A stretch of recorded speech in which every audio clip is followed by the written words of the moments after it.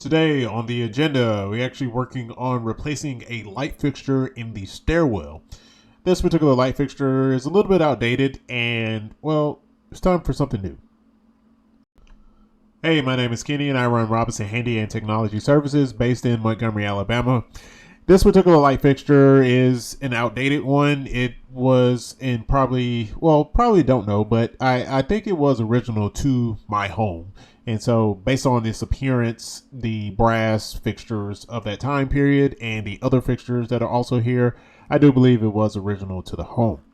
I wanted to get rid of it in an effort to try to modernize the lighting and the other fixtures and other things in the home. And this one, I've kind of delayed in doing it, but I figured, hey, at no time like the present. So I went ahead and purchased one. This particular item came from the Blue Home Improvement Store. You know which one I'm talking about. And I will not call their name because they don't sponsor the channel. It is the Allen and Roth Merington wall sconce. Is the name of this. The details about that are in the title and or description below if you want to go and get one of these. But the process is pretty straightforward. Going to roll the time lapse so you can see it for yourself, and then I'll come back with the additional details.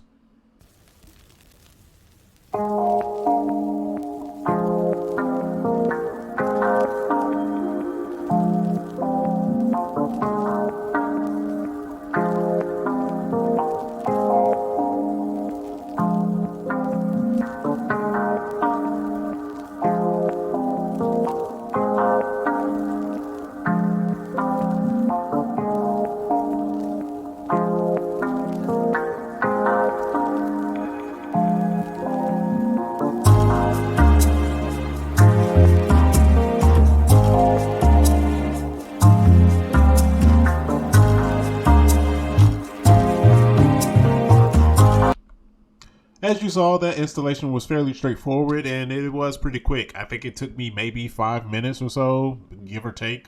Nope, definitely no more than 10 minutes to do the installation. And it was literally taking the old light fixture off, removing the bracket that connects to the junction box off, and then reversing the process with the new light fixture, putting the bracket on, putting the fixture on, and then installing the bulb and sliding the glass shade on top of that, and then turning the light back on.